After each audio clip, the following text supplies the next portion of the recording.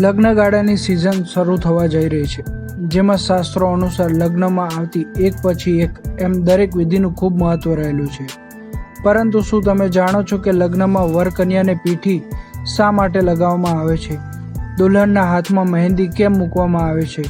તો ચાલો લગ્નની આ વિધિ પાછળ છુપાયેલા તેના રહસ્યો વિશે જાણીએ. પ્રાચીન સમયમાં કોસ્મેટિક વસ્તુ કે બ્યુટી પાર્લર નહોતા, ત્યારે લોકો પોતાના સૌંદર્યને નિખારવા માટે હળદર કે ઉબટનનો લેપ લગાવતા. તેમાં પણ ખાસ કરીને રાણી મહારાણીઓ જુદા જુદા પ્રકારના ઉબટનનો પ્રયોગ કરતી. આ સાથે વરવધુને હલ્દી કે ઉબટન લગાવવાથી કોઈપણ જાતનું ઇન્ફેક્શન કે ચેપનો ભય રહેતો નથી અને તેમની ત્વચાના સૌંદર્યમાં પણ વધારો થાય છે. આ હેતુથી વરવધુને હલ્દી લગાવવામાં આવે છે.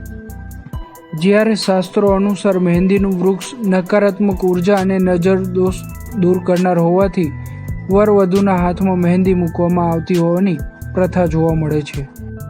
નમસ્કાર, હું રવિભાઈ જોશી, ઇન્ટરનેશનલ એસ્ટ્રોલોજર અને વાસ્તુ એક્સપર્ટ, આપનું હાર્દિક સ્વાગત કરું છું.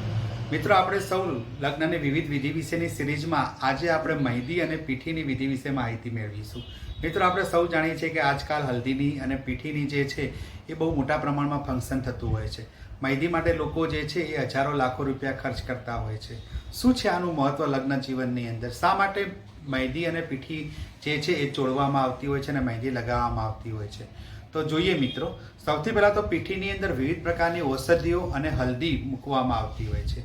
હલ્દી છે એ જ્યોતિષશાસ્ત્રની દ્રષ્ટિએ જોઈએ તો તે ગુરુની જે છે એ ગુરુને લગતું છે, ગુરુના કાર્યક્ષેત્રમાં આવતી હલ્દી છે. અને લગ્ન જીવનમાં ગુરુનું મહત્વ ખૂબ જ છે. લગ્નનું મુહૂર્ત કાઢવાનું હોય, કુંડળી મેળાપક હોય, દરેક જગ્યાએ જે છે એ ગુરુનું આગવું સ્થાન છે. ગુરુની પોઝિશન પોઝિટિવ હોય તો જ આપણે લગ્ન કરી શકતા હોઈએ છીએ. તો હલ્દી એ ગુરુનું કારક છે અને એનાથી ગુરુગ્રહ મજબૂત થતો હોય છે. જેથી કરીને પીઠીની અંદર આપણે જે હલ્દીની રસમ નિભાવતા હોઈએ છીએ તેમાં વિવિધ પ્રકારની ઔષધિઓ અને સાથે હલ્દી મિક્સ કરીને લગાવવામાં આવે છે. મિત્રો, હલ્દીનો ઔષધીય ગુણ પણ છે. હલ્દીનો ઔષધીય ગુણ એ છે કે હલ્દીથી સૌંદર્યનો નિખાર થાય છે. જ્યારે પહેલાંના જમાનામાં આજકાલની જેમ કેમિકલવાળા અલગ અલગ પ્રકારના કોસ્મેટિક નહોતા, ત્યારે આ રીતે હલ્દી અને પીઠી લગાવી અને વરરાજા અને વહુરાણી જે છે એના સૌંદર્યના નિખાર માટે આનો ઉપયોગ કરવામાં આવતો હતો.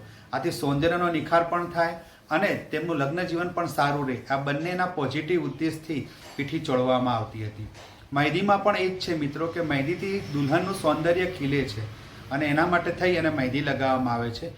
મહેંદીની જે વિવિધ પ્રકારની રચના કરવામાં આવે છે આકારની, એ પણ લાભકારક છે, એ પણ પોઝિટિવ હોવી જોઈએ. જેથી કરીને એ પણ એક પ્રકારના વાસ્તુની દ્રષ્ટિએ જોવા જઈએ તો મહેંદીની અંદર જે વિવિધ પ્રકારની જે ડિઝાઇન કરવામાં આવે છે એ ડિઝાઇન પોઝિટિવ હોય તો આપનું લગ્ન જીવન આગામી સુખમય રહે છે. તો આ બંનેના એક ચોક્કસ તર્કને આધારે પીઠી અને મહેંદી લગાવવામાં આવતી હોય છે. નમસ્કાર.